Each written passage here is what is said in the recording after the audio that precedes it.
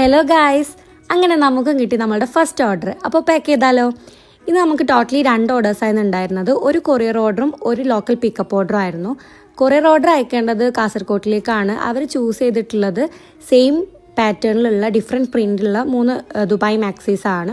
പിന്നെ ലോക്കൽ പിക്കപ്പിൽ വരുന്നത് നമ്മുടെ ബെസ്റ്റ് സെല്ലിംഗ് ആയിട്ടുള്ള കൊറിയൻ നൈറ്റീസ് ആണ്.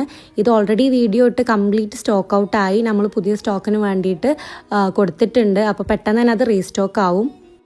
ഷിപ്പിംഗ് അവൈലബിൾ ആയിട്ടുള്ളത് DTDC ത്രൂ ആണ്. ഇൻസൈഡ് കേരള ഒരു 2 to 3 ഡേയ്സിൻ്റെ ഉള്ളിലും ഔട്ട്സൈഡ് കേരളയാണെന്നുണ്ടെങ്കിൽ ഒരു മാക്സിമം ഒരു 6 to 8 ഡേയ്സിൻ്റെ ഉള്ളിലും കിട്ടാറുണ്ട്.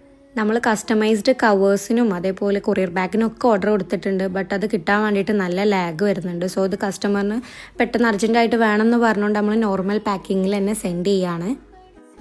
അപ്പോൾ ശരി, ഓർഡേഴ്സ് കൊടുത്തിട്ട് വരാം. ബൈ.